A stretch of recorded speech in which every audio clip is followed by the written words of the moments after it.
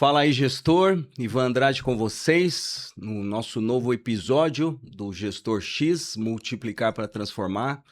E hoje recebendo aqui no Núcleo DR o nosso amigo, meu amigo, Alcione Gomes, que já quero de antemão, Alcione, presentear você aqui com uma edição, com o livro do Gestor X, para que você possa, um presente do Gestor X para você, para que você possa ler, se desenvolver aí nas suas inúmeras habilidades. O Alcione é um especialista na área de inovação e trabalhou por muitos anos no setor público, tem trabalhado por muitos anos no setor público, em áreas ligadas ao desenvolvimento econômico, à inovação, ao desenvolvimento tecnológico. E é uma honra te receber aqui, Alcione. E eu quero agradecer, né, de todo o meu coração por ter aceitado o convite de estar conosco aqui no Gestor X Multiplicar para Transformar.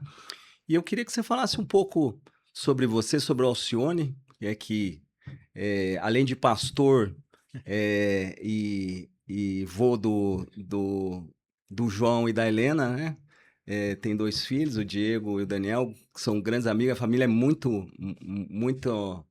Por muitos anos a gente se conhece e eu sempre aprendo com você, Alcione. Quero dizer assim, que eu sempre aprendo com você e espero aprender mais ainda nesse dia de a gente estar aqui junto para falar sobre inovação no reino de Deus. Conta para nós aí, Alcione. Bom, primeiro, muito obrigado pelo convite, Ivan, né? Quero te dizer assim que para mim é uma alegria, uma honra estar aqui com você. Mas a recíproca é verdadeira, né? Porque assim, aprendi, continuo aprendendo com você. Você nessa área de gestão é uma referência, né? No mundo empresarial, eu lembro quando eu tinha alguns negócios, uma rede de farmácia, você foi extremamente importante lá em alguns momentos decisivos de gestão financeira para mim. Então, para mim é uma referência. Mas falando um pouquinho do nosso bate-papo aqui, primeiro assim, né? Os amigos, eles sempre têm um olhar mais, como é que se diz assim, um olhar mais atencioso para nós, né? Eles são mais carinhosos e atenciosos. Então, toda essa generosidade sua está explicada pela amizade, né? Então, quem está nos ouvindo aí, filtra um pouco, porque é uma amizade de muitos anos. Mas o muito legal desse processo todo é a gente enxergar essa caminhada de longos anos, né? Longos anos juntos na igreja, juntos no mundo empresarial, no mundo dos negócios, no empreendedorismo, e agora juntos nesse bate-papo aqui, falando um pouquinho de como a gente pode trabalhar, por exemplo, inovação, empreendedorismo no reino de Deus. Faz parte, faz sentido, não faz, né? Isso acho que é uma parte muito legal. Bom, eu de fato trabalhei muitos anos na iniciativa privada, né? Sempre em grandes multinacionais, tive uma história muito boa, assim, privilegiado por Deus. Durante 20 anos, trabalhei em grandes empresas, nas maiores empresas do mundo, no segmento farmacêutico eu trabalhei. Então, Deus me deu esse privilégio. Depois saí para o mundo dos negócios, para empreender, e não parei mais, né? Eu descobri que dentro do ambiente de trabalho como funcionário de uma multinacional, com um bom salário, com um bom ganho, uma boa carreira, com uma certa segurança, tinha uma inquietação dentro de mim que era empreender. E do dia que eu resolvi pôr isso em prática, não parei mais. Então, já estou há muitos anos nesse ambiente. E aí Deus vai abrindo algumas portas, né? E eu digo isso porque nada do que acontece na nossa vida acontece na direção de Deus. Então eu digo assim, que Deus foi abrindo algumas portas dentro do ambiente da gestão pública. E a gestão pública fui convidado, né? Até hoje eu não sou filiado a partido político, mas continuo trabalhando como em vários projetos de gestão pública, né? E dentro da gestão pública eu pude também trabalhar empreendedorismo, criatividade, inovação, desenvolvimento econômico sustentável, como um privilégio que Deus me deu aí para pôr em prática e crescer um pouco mais em algumas áreas aí que se faziam presentes do dia a dia. Muito legal, Alcione. Você atuou como presidente de uma fundação com de extrema relevância na região oeste, que é a Fundetec. E nesse período que você atuou, Alcione, você já tinha a sua capacidade, essa competência empreendedora de trabalhar a inovação? E eu queria que você contasse para nós o que é inovação, Alcione. Bom, deixa eu falar um pouquinho dessa história, né? Essa história, Hum. assim, quando eu me tornei presidente da Fundação de Desenvolvimento Científico e Tecnológico, conhecida como Fundetec, é um parque tecnológico. Então você imagina que há 30 anos atrás alguém teve uma boa ideia de olhar para o cenário do mundo que já trabalhava empreendedorismo, inovação, e montou em Cascavel um parque tecnológico. Porém, na gestão pública sempre tem um desafio, né? Porque você tem um mandato de 4 anos, e depois de 4 anos entra um outro gestor, e muitas vezes a visão se perde. Então, aquilo que foi implementado há 30 anos atrás foi se perdendo. Então, a minha missão foi resgatar a identidade, a missão e a visão desse parque tecnológico e trabalhar em Cascavel, região Paraná, região oeste, né? Dentro desse ambiente e transformar aquele ambiente num ambiente inovador com uma mentalidade de inovação, mas principalmente num ambiente onde a gente promovesse o empreendedorismo e a cultura empreendedora. Então, esses foram os desafios desses últimos 8 anos, né? Eu digo assim que girando vários pratinhos, né, um em cada mão, né? Então, muitas vezes eu estava num ambiente de desenvolvimento de inovação e empreendedorismo, em outros momentos eu estava como no ambiente de meio ambiente, sustentabilidade, economia criativa. No outro momento, estava na área de atuando no desenvolvimento econômico regional, no desenvolvimento territorial. Então, assim, eu digo que foi um privilégio, porque eu sempre fui empreendedor, sempre gostei desse cenário, mas aprendi muito nesses últimos 10 anos, com a mão na massa mesmo, né, Ivan? Porque a gente tem um cenário que você aprende na academia. Eu brinco assim que a inovação ela precisa de uma fórmula matemática, e eu chamo da fórmula dos 3 Cs, né? Que é conhecimento, criatividade e coragem. Sem esses 3 Cs, né? Sem conhecimento, criatividade e coragem, você não inova. Então, essa fórmula foi uma fórmula inventada por mim, mas que faz sentido no mundo da inovação, porque a gente sabe que a cada momento, nesse exato momento, ao redor do mundo, 450 pessoas estão tendo uma ideia inovadora. A mesma ideia. Qual é a diferença entre essas 450 pessoas ao redor do mundo tendo a mesma ideia no mesmo momento? É quem tem coragem para transformar essa ideia no negócio. Então, quando você pergunta para mim assim, o que é inovação? Inovação, de fato, é implementar uma solução, uma ideia, um projeto, ou um produto, ou um processo mesmo, né? É um modelo de negócio que seja, que tenha características de novidade e transforme isso de fato no negócio. Então a inovação ela não serve apenas para tornar algo novo, mas ela precisa ser transformado e ela precisa trazer um resultado final para a sociedade. Então eu definiria a inovação dessa forma. Uhum. Alcione, você é pastor de uma igreja. Você, nessa igreja, existe lá uma escola que ensina as crianças em princípios cristãos. Você é fundador de um instituto, o Instituto Sempre Justo, que trabalha tem um projeto social aqui na comunidade da Atuba, com crianças.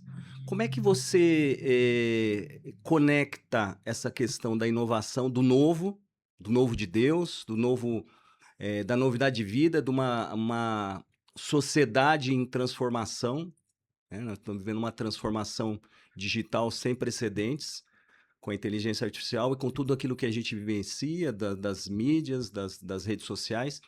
Como é que você conecta isso, né? Pastorear as vidas, cuidar dessas crianças, ou dar uma direção para que essas crianças aprendam a inovar desde cedo? Como é que é isso para você? Conta para nós, assim. Eu acho que inovar, Ivan, primeiro é dar oportunidade, né?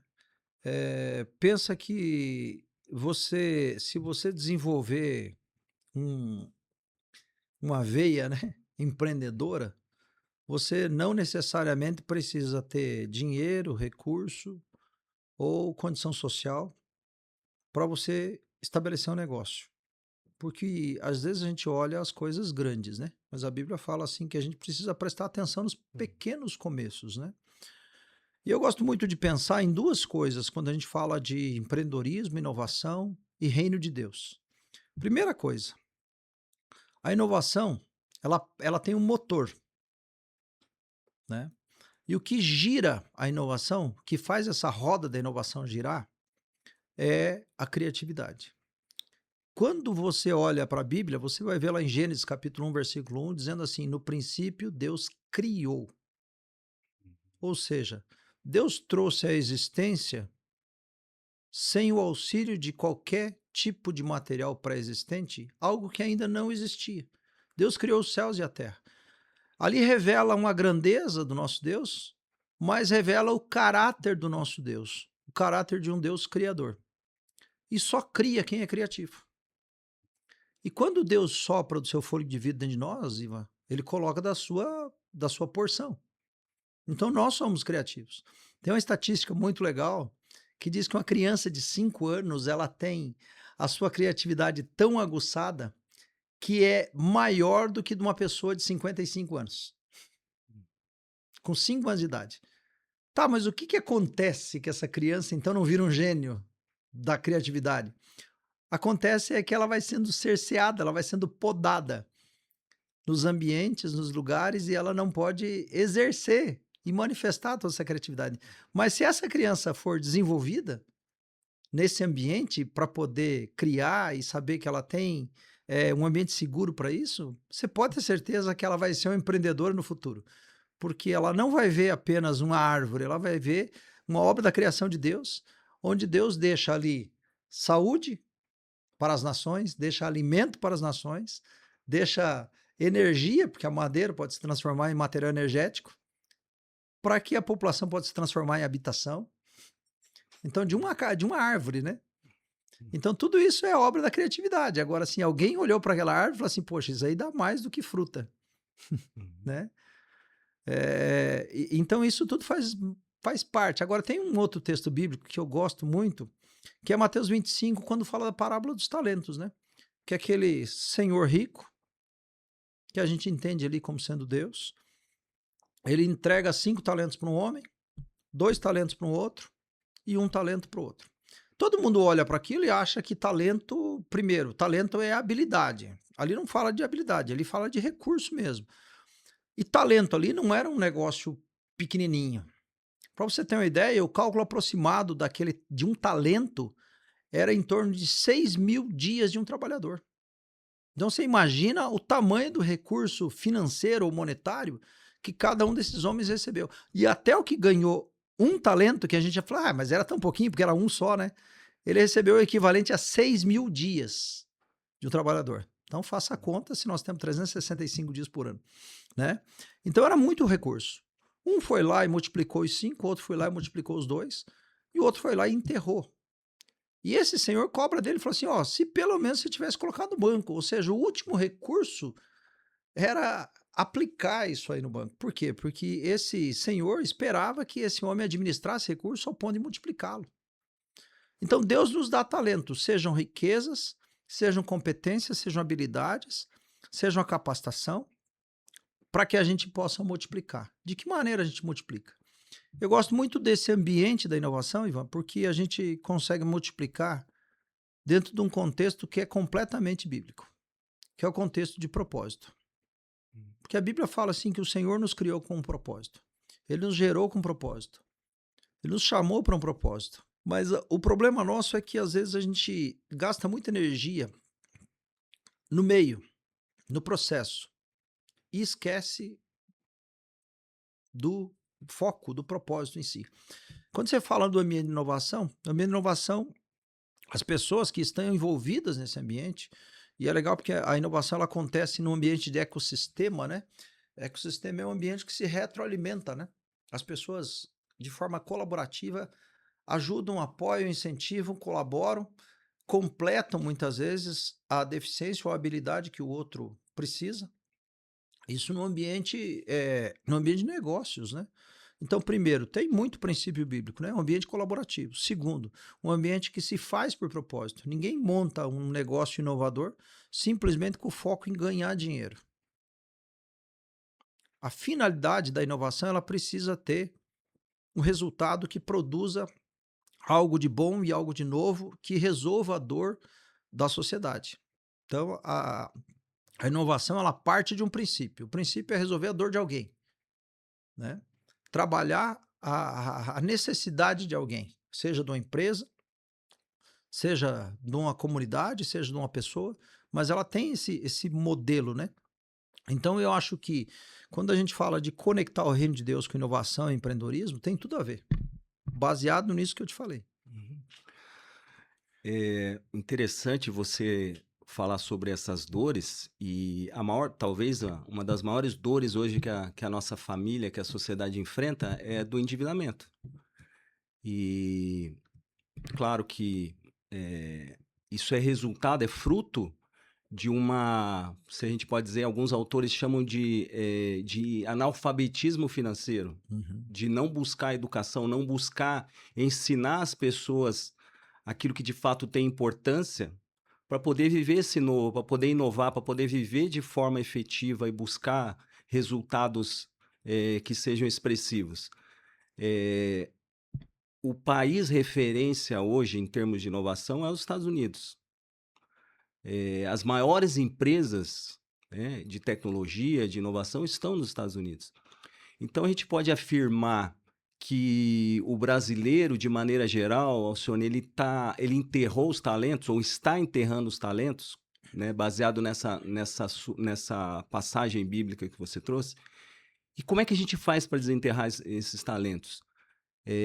O talento da inovação, da criatividade, do conhecimento, da coragem, que eu acho que é o ponto principal aí que você abordou. Como é que a gente faz isso? Como é que a gente desperta isso, Alcione? Eu tive algumas experiências, assim, eu estava te falando dos privilégios que Deus nos dá, né? Tive várias oportunidades de ir para diversos países, conhecer esses ambientes de inovação. Então, em 2018, fui para a China, conheci um projeto de parque tecnológico lá do modelo chinês. Tive em Barcelona, né? Em Barcelona tem um projeto chamado Arroba 22, já tem mais de 20 anos, mas a concepção deles é que eles começariam com toda uma estrutura de inovação, trabalhando o conceito de Smart City, de cidade inteligente, né? Então, o 22 arroba não falava de um ambiente só, mas falava de um ambiente impulsionador para toda a cidade de Barcelona como cidade inteligente. Tive em Portugal também, em Lisboa e em outras regiões. Vi alguns modelos de inovação. Portugal tem se destacado muito, Ivan, no mundo, na área de inovação. Tem investido muito. Tem se tornado uma das referências nessa área. Mas o que muito me impactou, tive aqui no Brasil, no Recife, Porto Digital, né, em vários lugares, no Rio Grande do Sul, vários ambientes de inovação, em São Paulo, né, Curitiba, vários ambientes. Mas o que mais impactou foi minha visita a Israel. Pouquinho antes da guerra começar lá em Israel, a gente fez uma visita lá, uma visita de trabalho. Ficamos 15 dias lá. E me ensinou muito sobre inovação. Primeiro, Israel tem um território de mais ou menos 450 quilômetros assim, de extensão. Ou seja, se você pegar de manhã e sair de um extremo de Israel, ao final do dia você sai do país. Então é um país pequeno. Tem uma população muito parecida com a população do Paraná, em torno de 11 milhões de habitantes. Então pensa que é do tamanho da região oeste do Paraná, com a população do tamanho do Paraná todo. Só tem uma mentalidade que faz toda a diferença. Lembra que Israel se tornou Estado, né? Se tornou de fato um Estado em 1946, 47. E aí, em 1910, um grupo de judeus notáveis, incluindo Albert Einstein e outros que viviam na Europa, retornaram para Israel porque tinham aquela visão do judeu de uma promessa, de uma terra, né? E de uma herança, que era a herança que Deus tinha dado para eles. A terra, a promessa de uma terra, promessa de uma herança. E eles olhavam para aquilo tudo, um monte de pedra, lugar seco, árido, não tinha água, não tinha petróleo, não tinha muitas riquezas naturais. E esse grupo olhou e falou assim: poxa, o que a gente pode fazer para que isso se transforme na herança que Deus nos deu? De riqueza, de terra que mana leite e mel. Eu fico pensando assim, que para alguns povos olhariam para essa promessa e falaram assim: aqui não vai dar, porque não tem petróleo, não tem água, tem pouco verde, quer dizer, a agricultura nós não vamos conseguir produzir aqui. E quando a gente olha para o cenário, esses homens olharam e falaram assim: o que, que a gente pode fazer para que Israel se transforme na terra da promessa, terra que mana leite e mel? E a gente vai ver que eles criaram, então, desse grupo de notáveis, a Universidade Tecnológica de Israel, a Tecnium, que eu estive visitando lá, em 1910. Só que em 1947, lá que o Estado de Israel se tornou Estado, né? Então, a visão desses homens já foi algo inovadora, de enxergar um problema e não olhar para esse problema como um problema, mas olhar como uma solução e enxergar a dor e falar assim, o que, que a gente pode fazer para isso deixar de ser um problema e se tornar uma realidade, uma riqueza. Então, universidade, conhecimento, tecnologia. Israel precisa ser um polo de tecnologia. Quando a gente olha os prêmios Nobéis de diversas áreas, você vai ver que mais de 30% dos ganhadores do prêmio Nobel que existe até hoje são judeus. Ou seja, eles incentivaram o conhecimento.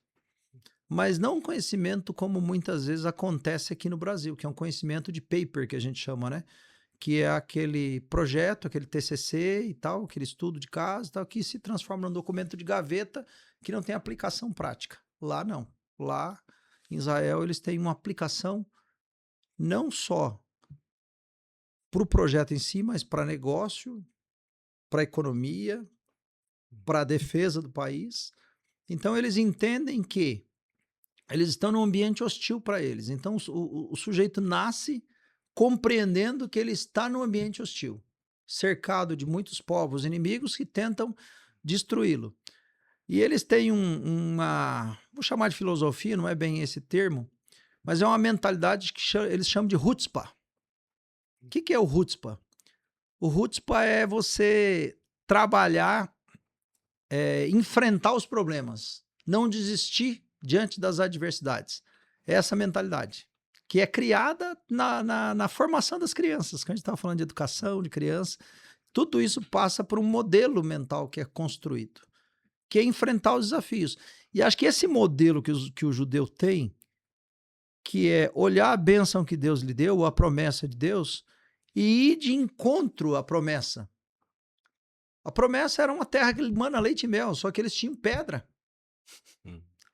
areia, uma terra seca e árida. Mas eles nunca deixaram de acreditar na promessa de Deus. Eles acreditaram que Deus ia cumprir a promessa, né? E o que eles fizeram? Pararam, ficaram esperando Deus fazer? Não, foram trabalhar para que isso acontecesse. Então, mais ou menos na década de 40 e alguma coisa, 48, eu vou errar a data exata, mas faz mais de 40 anos. Para ser mais exato, faz mais de 40 anos. Um kibbutz, que é um agrupamento agrícola em Israel, desenvolveu uma tecnologia que eu, no tempo da escola, achava que era um furinho na mangueira, né? Quando falava assim, a agricultura de Israel é extremamente avançada, porque eles fazem agricultura por gotejamento. O que você pensa? Uma mangueira com furinho, né? Sim. E a água pinga por ali, né? Sim. Pois é, lá em Israel eu fui descobrir que não é bem assim. Fui descobrir que o que eles fizeram foi uma grande inovação há 40 anos atrás. Eles criaram uma plaquinha de plástico que tem uma espécie de um zigue-zague. E no final desse zigue-zague tem um furinho. Essa plaquinha, ela está colada dentro da mangueira. Então, quando a água vem, ela passa por esse zigue-zague. Esse zigue-zague impede que terra, sujeira, pedrinha, algum detrito que tenha na água para irrigação, bloqueie o canal do furinho ali para pingar água. E esse zigue-zague, ele faz um trabalho de temporizador, para que a água goteje no tempo certo, não saia escorrendo. Estou te falando de 40 anos atrás, eles conseguiram encaixar essa pecinha dentro da mangueira. Até hoje eu estou tentando descobrir como é que eles fizeram isso, né? Porque a mangueira não pode ser colada, ela tem que ser um objeto maciço. Porque senão em pouco tempo o sol, né, ressecamento, ela racha e começa a vazar em outros lugares. Então pensa que esse kibbutz chama Netafilm, o nome dessa empresa. Depois ela foi vendida para um grupo, para uma empresa mexicana. Hoje ela é mexicana. E hoje, lógico, os chineses já copiaram, já tem. Mas, cara, assim, é um negócio extremamente revolucionário que transformou. Então, o lugar que você olha em Israel que tem alguma árvore, alguma planta, você pode olhar embaixo que tem uma mangueira de irrigação. E com isso eles produzem fruta e exportam fruta para a Europa, Israel. Então aquilo que era terra seca, pedregulho e areia, se transformaram em uma terra fértil que produz fruta e que exportam para vários países da Europa. Eles, quando vão desenvolver algum projeto, eles não olham para o Israel, porque é um país pequeno, eles sempre olham para o mercado americano, que é gigante. Então a solução deles não é para Israel, é para vender para o mercado americano, que é muito grande. Outra coisa que eles fazem é o seguinte, eles estão cheios de desafios. Um desafio, por exemplo, que eles tinham lá era a água. O que eles fizeram? Criaram uma solução de dessalinização da água do mar. E hoje eles exportam água para o Oriente. E através da água eles fazem negociação de paz com alguns países, cedendo água para países que não têm, né? Então você começa a ver que esse modelo mental, eu teria N experiências para falar a respeito do modelo mental, como transforma a nação. Como é que uma maneira diferente de pensar transforma a nação, né? E outra, a gente, domo de ferro, outras tecnologias que eles inventaram de defesa aérea, tecnologias bélicas, o stent, por exemplo, aquela molinha que coloca no coração, medicamentoso, foi criado lá, tinha o stent, mas não era medicamentoso, eles criaram a solução medicamentosa. Agora, olha a ideia do cara que inventou isso, que ganhou um prêmio Nobel, inclusive. Ele disse o seguinte, foi perguntado, o que você vai fazer com um monte de dinheiro que você ganhou aí da premiação do Nobel? Falou assim, vou investir tudo na pesquisa do Alzheimer. Aí perguntou, mas por quê? Falou assim, porque daqui 10 anos não adianta nada eu ter dinheiro e não ter cérebro. E nem lembrar que eu inventei alguma coisa, então eu preciso resolver esse outro problema que ele vem pela frente. Então o meu dinheiro vai ser investir para um propósito. Então volta a gente falar de propósito, né? Não é ganhar dinheiro por ganhar, é ganhar para entender que a gente precisa cooperar com a solução das pessoas, com a vida das pessoas, com o problema, com as dores das pessoas. E a educação faz parte disso. A gente investiu na educação, a gente montou uma escola pensando nisso, a gente quis trabalhar princípios e valores pensando nisso, e a gente quer trabalhar um modelo educacional que a gente incentive as crianças aí a terem liberdade para serem criativas, né?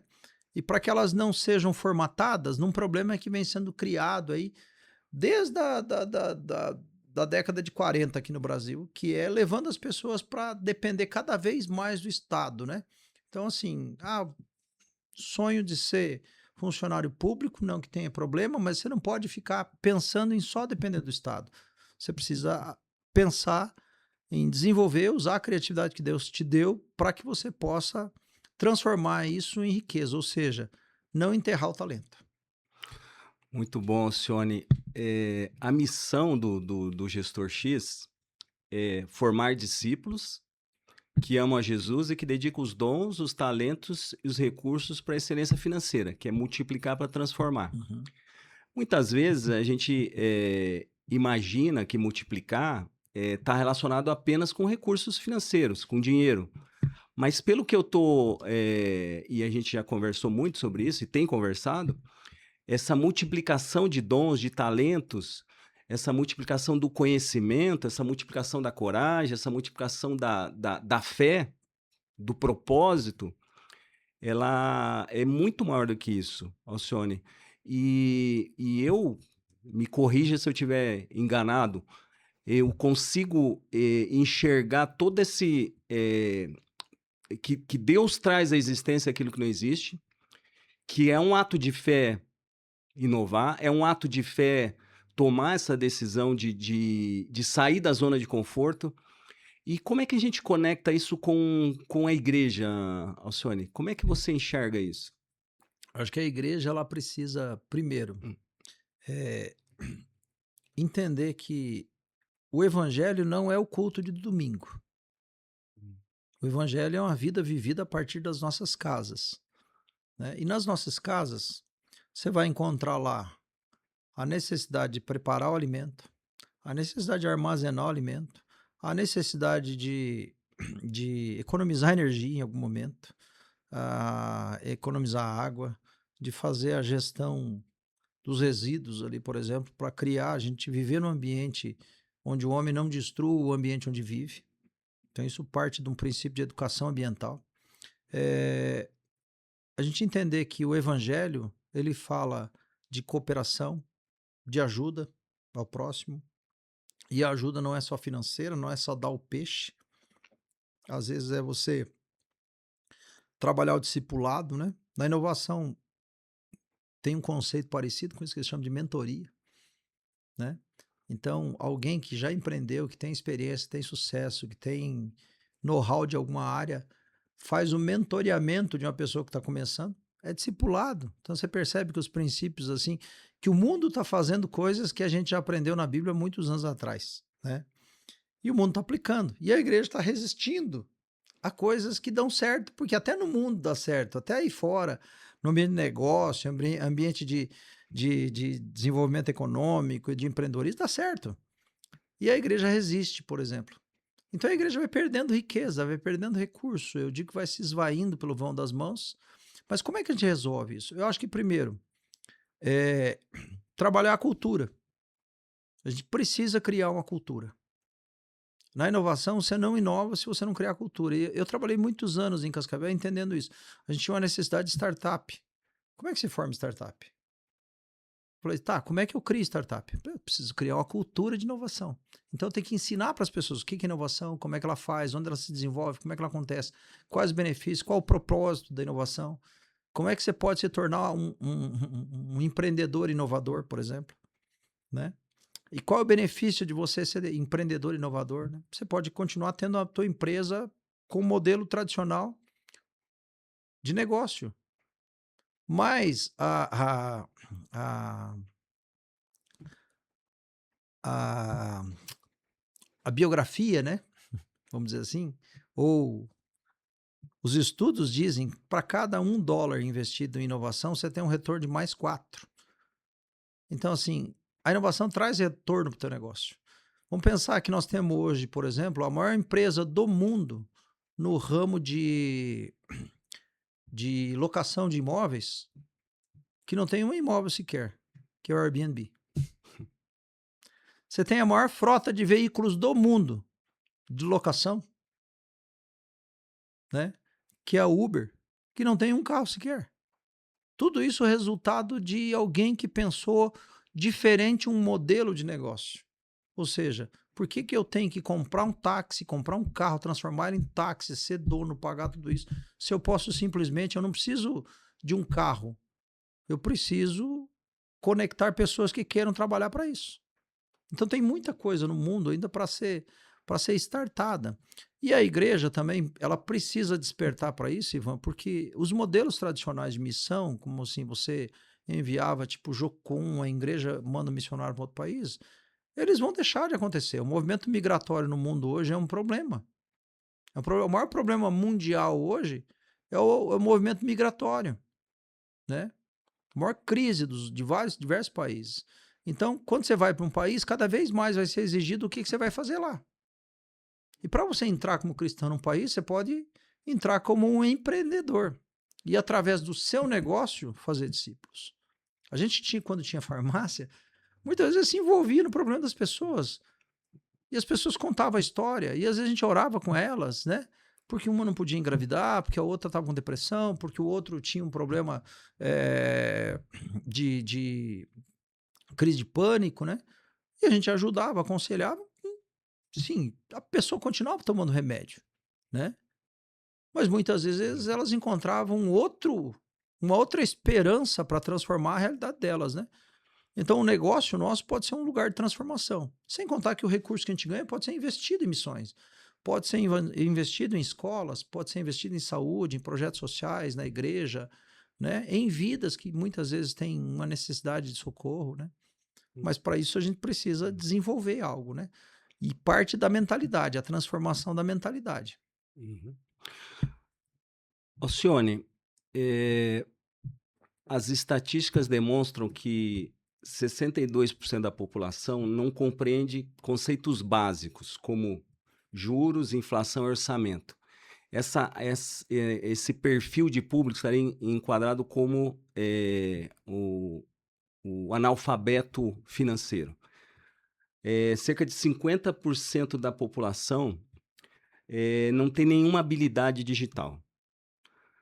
Vamos dizer que o Ivan estivesse dentro desse universo, e pode ser o caso de que uma boa parte das pessoas que estão nos ouvindo esteja dentro dessa condição.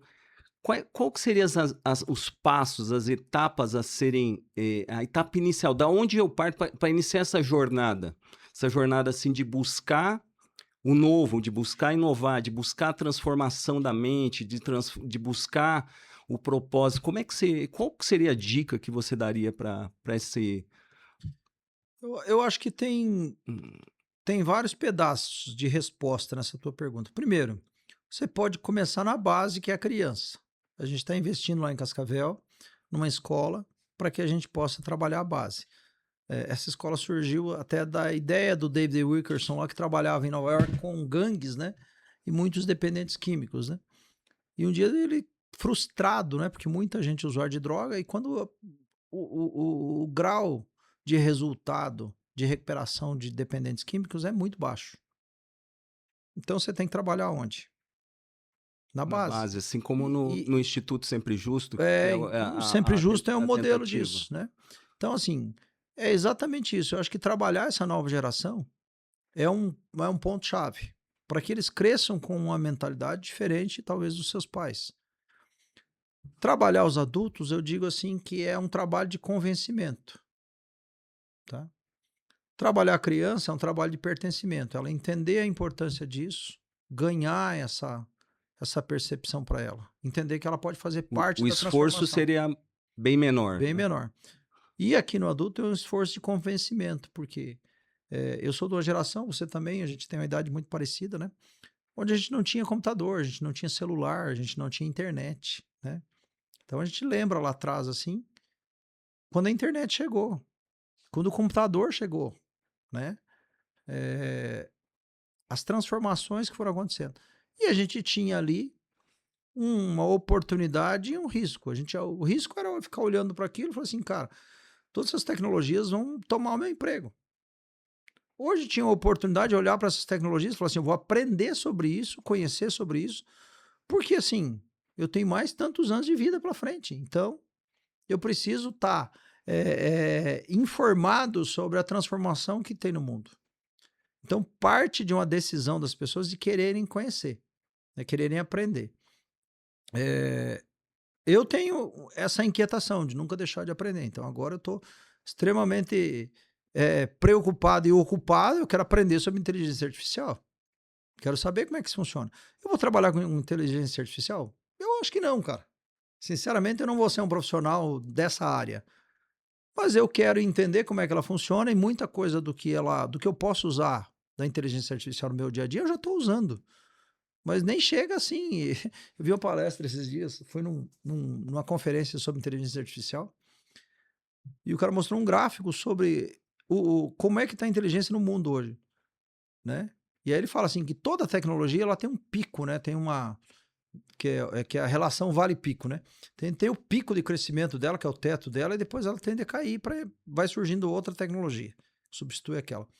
E ele mostrava que nós nem saímos do chão ainda, inteligência artificial. Com toda essa revolução que já está acontecendo, a gente nem saiu do chão. Então você pensa tudo o que tem pela frente. Imagine a gente, na nossa geração, você não entender como é que funciona. Então a gente não precisa trabalhar com ela, mas precisa conhecer, precisa entender, precisa adquirir conhecimento, né? É, eu entendo que informação é uma coisa, conhecimento é outra e sabedoria é outra. Eu preciso ter informação e juntar informações para que elas se transformem em conhecimento, mas eu preciso transformar esse conhecimento em sabedoria, que é saber como é que eu aplico. Sem isso, tudo não deixa de ser só conteúdo, só informação e só conhecimento, né? Eu preciso aplicar isso de alguma maneira. A gente conversava sobre isso, Alcione, na vinda para cá, e a gente tem muitas pessoas com assim um vasto conhecimento, mas como você bem falou, e a aplicabilidade disso é muito restrita no Uhum. universo que ele não traz essa perspectiva do propósito, da visão de solucionar uma dor, de trazer solução para aquilo que a gente vivencia na nossa realidade. Então, assim, fica o convite, Alcione, Até porque é por isso que nós estamos aqui, né, com o propósito desse podcast, de trazer esse convencimento da necessidade que a pessoa precisa ter uma perspectiva de ampliar conhecimento, de transformar a mente, de expandir a sua visão, porque a forma como tem se acelerado esse processo da tecnologia, da inteligência artificial, ela está trazendo muitos ganhos, mas está trazendo muitas consequências, consequências malignas, inclusive. Porque a pessoa não consegue lidar com isso, e traz depressão, e traz ansiedade, e traz outros sintomas que, porventura, têm prejudicado a nossa sociedade. Então, eu queria assim que você pudesse, dentro dessa perspectiva, indicar para nós, né, dentro disso que a gente está falando, assim, alguns livros, alguns cursos, alguns treinamentos, por onde que a pessoa começa, como é que ela dá o passo inicial para essa jornada, Alcione? Ivan, hoje a gente tem ferramenta para tudo na internet, né? A gente tem várias coisas acontecendo, mas eu diria o seguinte: comece a estudar sobre o tema, conhecer, ouvir o que tem no YouTube falando, por exemplo, sobre inovação, como ela acontece, como ela discorre.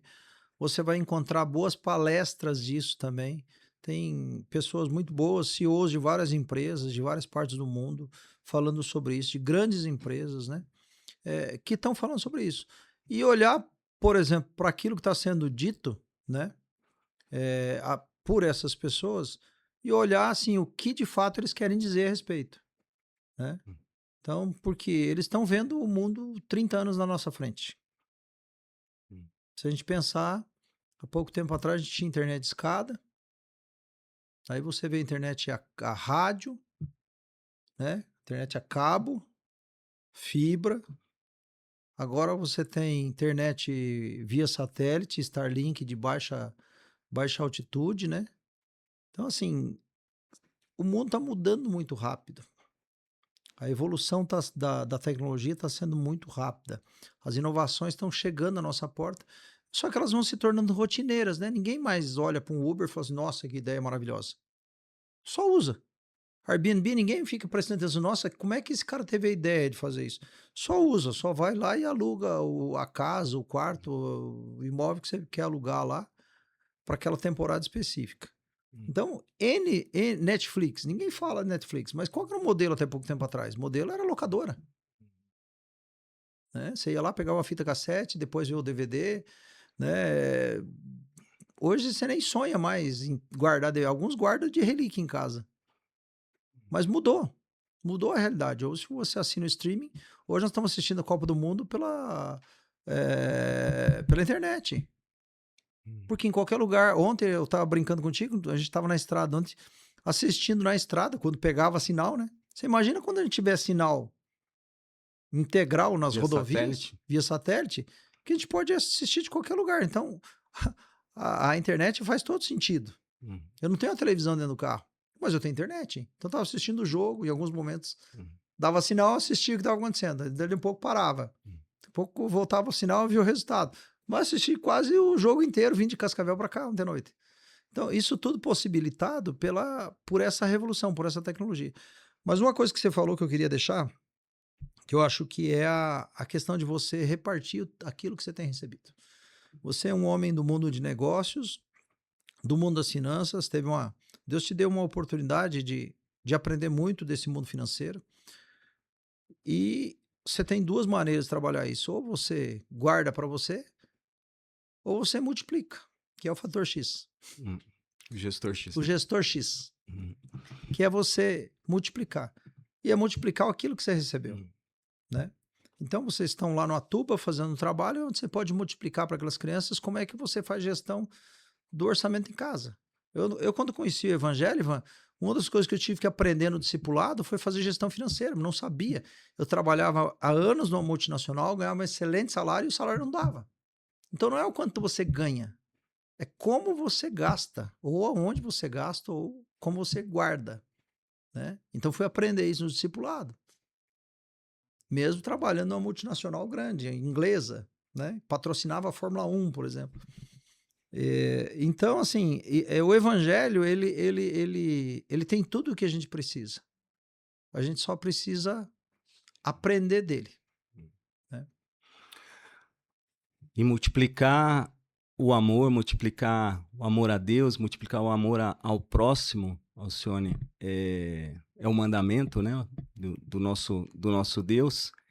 E com essa facilidade da tecnologia, o que a gente percebe na perspectiva da igreja é que tem se deixado de lado esse conselho, essa busca da interação mais no corpo a corpo, da proximidade, do sentar à mesa, de conversar com a esposa, com os filhos, com os amigos, com os vizinhos, na rua, onde quer que você esteja.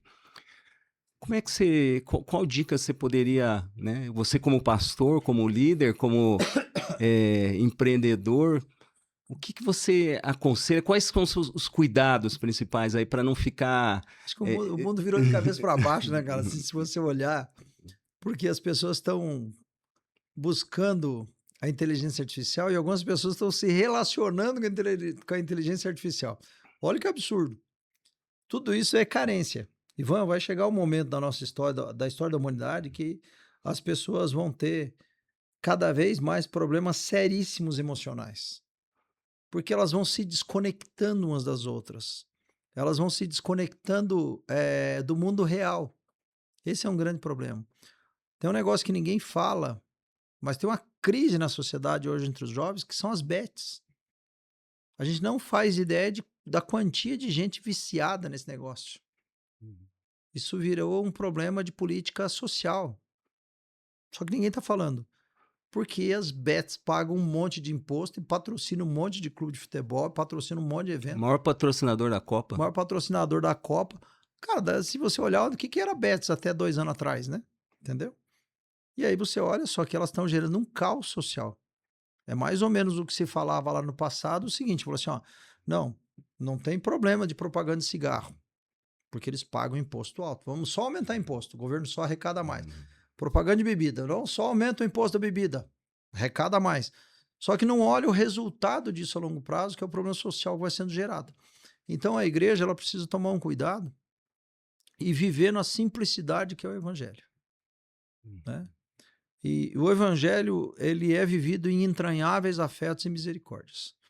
Então, vínculos, relacionamento, contato, amizade, discipulado, né? Comunhão. A tecnologia não vai conseguir suprir isso aí. As pessoas podem até procurar, mas elas não vão conseguir ser supridas nisso. Eu achei muito interessante esses tempos atrás uma pessoa que congregava online, numa igreja online, e recebia a ceia pelo correio, tá? E ela tinha convicção de que ela congregava na igreja a 2.000 quilômetros de distância. Só que ninguém tocava na vida dela, ninguém orava por ela, com ela, ninguém aconselhava ela, ninguém corrigia aquilo que eu estava fazendo de errado. E a vida é um caos, Ivan. Então, assim, talvez ela frequentasse mais cultos online do que eu e você junto presencial. Mas não tinha transformação de vida. 24 horas poderia... não tinha transformação de vida. Então tem uma diferença muito grande, né? E eu digo assim que esse é um alerta para os pastores e um alerta para os membros da igreja, também para as ovelhas, né? Cuidado com o pastor para ele não se tornar só um influencer, né? Porque viver de recorte é muito fácil. Só que a vida não é recorte, a vida é uma longa-metragem, né? É uma história comprida, que tem começo, meio e fim. Você pegar só o recorte bonito não representa a vida. A vida é mais representativa naquele eletrocardiograma, assim, né? Que tem os altos e baixos, assim, e às vezes tem uns lugares, assim, que parece que parou o coração no meio, né? Mas daqui um pouco parece que volta a funcionar de novo. Então, aquela linha que é chamada linha da vida, ela representa o que é a vida. Altos, baixos, lugares de tranquilidade, lugares onde afunda, vai lá para baixo. Outros lugares que recupera a batida cardíaca e assim vai. Alcione, se Jesus estivesse fisicamente aqui conosco, como é que você imagina que ele utilizaria a inovação para lidar, para transformar as vidas, para lidar com todo esse cenário e todas essas perspectivas aí que você relatou, boa parte delas para nós? Olha, Ivan, eu não sei até que ponto ele usaria, né? Porque quando você olha para Jesus no contexto físico ele tem uma limitação de espaço. Jesus, quando esteve na Terra, ele estava restrito ao lugar onde ele estava. Quando ele é assunto aos céus, ele fala assim: eu vou, mas vos deixo um outro consolador, que é o Espírito Santo. Porque o lugar onde eu vou, vocês não podem ir, né? E assim, e diz que o Espírito Santo estaria em vós e entre vós, né? E agora o Espírito Santo ele não está mais limitado a um lugar, nem a uma pessoa. Então eu creio que essa pergunta no tempo de Jesus, ela fazia sentido porque tinha um plano específico naquele momento, naquele lugar. Hoje essa pergunta é Hum. que Jesus ele faz a ação dele através da minha vida, da sua vida, da vida das pessoas que servem a ele e que proclamam o seu nome. Porque aonde tiver alguma pessoa e tiver um de nós lá, a gente é a expressão de Cristo, né? Nós somos seus pés, suas mãos, seus olhos. A gente está, né, tá tocando, está ouvindo, está vendo, está falando, Uhum. né? Então, o que a gente recebe do Senhor, a gente pode repartir. Então, eu digo que Jesus ele vai se fazer presente usando tudo que a gente pode usar hoje de alguma maneira, se estiver correta, né? Porque a tecnologia, o conhecimento, as redes sociais e tudo que tem hoje, eles podem ser usados de forma positiva e de forma negativa. E às vezes, com boa intenção, você usa de forma negativa, de forma positiva, e as pessoas recebem aquilo completamente errado e passam a viver de maneira plástica, né? E fluida, vamos dizer assim, né? Plástica porque é só uma fotografia. E fluida porque não tem solidez nenhuma. Então as pessoas podem olhar aquilo. Então a pessoa pode olhar para uma grande pregação da palavra de Deus, num homem de Deus, um pastor que de fato tem conteúdo, tem vida com Deus, que colocou um conteúdo no YouTube, por exemplo, e a pessoa vive dos recortes daquilo que ele falou, e o resto faz do jeito que bem entende. Porque quer viver uma vida plástica e fluida.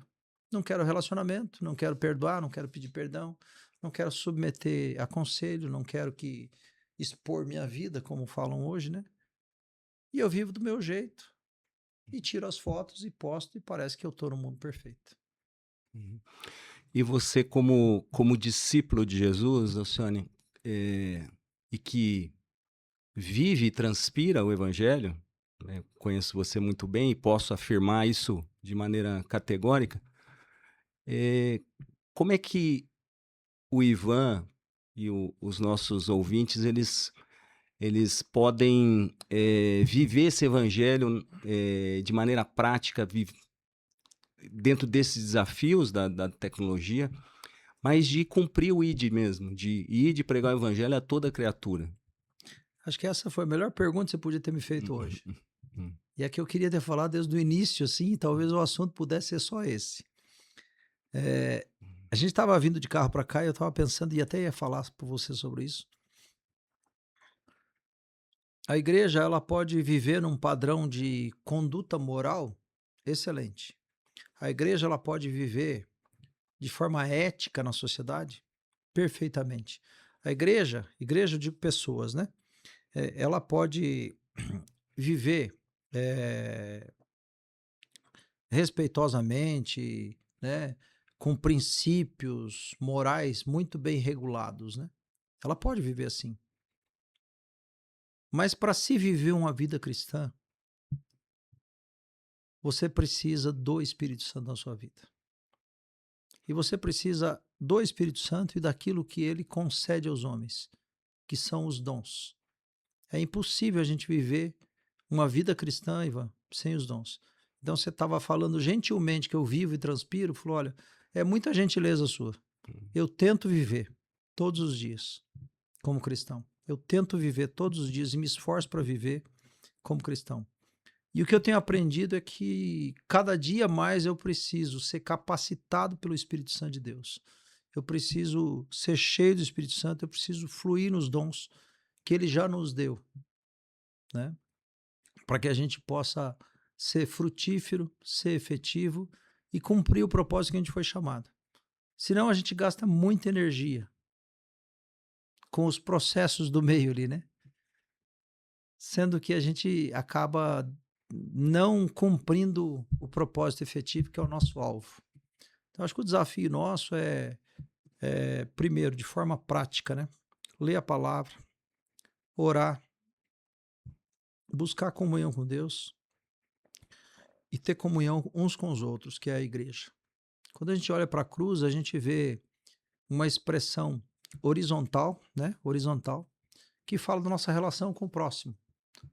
E a gente vê uma expressão vertical, que fala da nossa relação com Deus.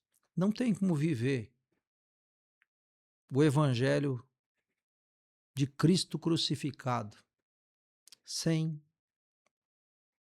Jesus, sem a cruz e sem o Espírito Santo.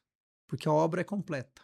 É Cristo que veio ao mundo como homem, morreu para nos salvar, para se tornar nosso Senhor, mas para se tornar nosso Senhor, ele teve que levar sobre si todos os nossos pecados e todos os nossos pecados serem pregados na cruz juntamente com ele.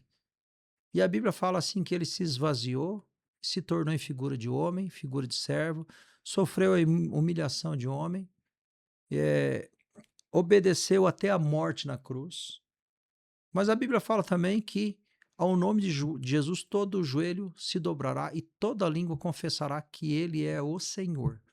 Então, mais do que Salvador, ele se tornou nosso Senhor. Agora, para que a gente consiga viver essa nova vida, como discípulo, como servo, nós precisamos do Espírito Santo.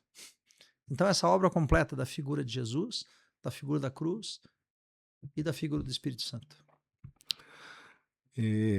Alcione, a gente está caminhando aqui para o final e eu até, antes da gente entrar aqui para esse tempo, eu confessei a você que eu estou vivendo esse processo de inovação porque, como você bem falou, eu sou de uma geração não ambientada com as redes sociais, com a mídia digital, com tudo isso que a gente tem vivido, mas eu tenho sido muito grato a Deus porque, para a glória dele, né, pela misericórdia dele, esse conteúdo que tem se tornado relevante, não chegou ao nível de viralizar ainda, mas ele, de alguma forma, a tecnologia traz essa condição. Mas eu tenho sido grato a Deus porque eu falei, quando que eu poderia alcançar, né, e falar das coisas que o Senhor tem colocado no meu coração, dessas verdades eternas, desses princípios a serem aplicados, vividos, de multiplicação em todos os níveis, em todas as áreas, para 1.000, 1.200, 1.500, 3.000 pessoas, sei lá quantas mil pessoas, quantas interações eu pude, a partir dos vídeos que têm sido gravados e das mensagens que têm sido disponibilizadas. E eu fico muito grato porque realmente no corpo a corpo seria muito, muito difícil. Como é que você encara isso? Eu queria já que você, dando suas considerações finais, como é que você encara essa perspectiva de multiplicar a mensagem da cruz dessa forma? Ivan, eu ia te falar que, assim, durante muito tempo eu falei sobre tudo, né? Como pastor. Sobre vários temas. E esses dias eu fui despertado para um tema. Que é esse tema da ação do Espírito Santo em nós. Assim, porque a gente pode ser um bom cristão, com bom conteúdo moral, ser obediente, ter valores, ter princípios, ter regras. Assim, se a gente não viver no poder do Espírito Santo, a gente não consegue ajudar ninguém a ser transformado. O conteúdo da nossa pregação não chega. A gente não consegue chegar onde o Espírito Santo não chega. Então a gente sempre vai falar, vai ter boas sugestões, boas falas, A gente vai poder ouvir problemas, mas não vai ter solução, porque a solução vem por uma palavra de conhecimento, uma palavra de sabedoria, uma palavra de direção de Deus, que é a profética, né? A transformação vem através da cura, seja ela do corpo, seja ela da alma, seja do espírito, né? A transformação vem eh, quando a gente consegue trazer tudo isso de volta para aquele que é o criador da nossa vida. Então, eu fui despertado por isso. E é o que eu tenho procurado falar nesses dias, né? E tenho sentido esse desejo de falar sobre esse tema, a ação do Espírito Santo na vida do homem, a importância dele, o grande problema da igreja, que foi abandonar os dons. Então a gente fala sobre coisas, mas não vive. A gente fala sobre o Espírito Santo, mas não vive a prática dos dons ou aquilo que ele pode operar na vida da igreja. Então a gente precisa voltar para esse princípio, né? Que nem eu te falei, é uma volta simples, é oração, é busca, é zelo pelas coisas do Senhor, é obediência, mas precisamos voltar, precisamos fazer essa volta. E a partir daí, aonde a gente estiver, a gente vai poder representar Cristo. Então eu estou num ambiente que é o ambiente da política, ambiente da gestão pública, mas em muitos momentos eu dobro meu joelho e peço sabedoria de Deus, sabedoria do alto, para receber palavra de conhecimento e palavra de sabedoria do Senhor para falar, seja para pôr uma frase num documento, seja para entregar uma frase para alguém, né? Então faz diferença. Faz diferença o Alcione, com o seu conteúdo, sua capacidade de falar, e uma palavra que eu recebi do Senhor para entregar. Isso muda completamente. Então, eu acho que esse é o nosso desafio. Deus fez você com capacidade, com conhecimento, te deu experiências. Deus foi formatando você todos esses anos, né? Assim como ele fez com Adão lá no Éden, com um boneco de barro, ele foi moldando aquele homem para se tornar um homem à imagem e semelhança de Deus. Você está sendo, desde o dia que você nasceu, como um boneco de barro sendo moldado à imagem e semelhança de Deus. Então, as experiências que você viveu, as coisas que você passou, as dores, os sofrimentos, os nãos que você recebeu, todos eles estão te ajudando a moldar o teu caráter. Se você pegar todo esse pacote e atribuir a você o teu esforço, você vai chegar à conclusão que você não serve. Se você pegar tudo que você recebeu e falar assim, ó, tudo isso veio do Senhor com um objetivo, para que eu cumpra a vontade dele na terra, você vai ver que vai fazer diferença na vida das pessoas. Então, aonde você estiver, o que você fizer, a maneira como você fizer, vai prosperar. E prosperar não fala de dinheiro, prosperar fala de ser instrumento de bênção. Uhum. Que esse seja o nosso alimento, Alcione. Eu fico muito feliz, agradeço novamente por esse tempo de conversa, passou muito rápido. E eu quero convidar você, ouvinte, a compartilhar esse conteúdo para que ele se torne relevante. Você dê o seu like nas diversas mídias sociais, nos siga. Se isso fez diferença na sua vida, a nossa oração é justamente essa, para que haja a inspiração do Espírito para tocar em áreas da nossa vida que a gente precisa ser transformado, que a gente precise se arrepender, precisa obedecer a Deus, precisa viver na dependência do Senhor, precisa viver pela fé, precisa ser experimentado a ser transformado e ser santificado a cada dia. Então, fica aqui o nosso convite. Obrigado, Alcione. Obrigado, ouvinte. Que Deus nos abençoe. Amém. Deus abençoe vocês. Obrigado, Ivan.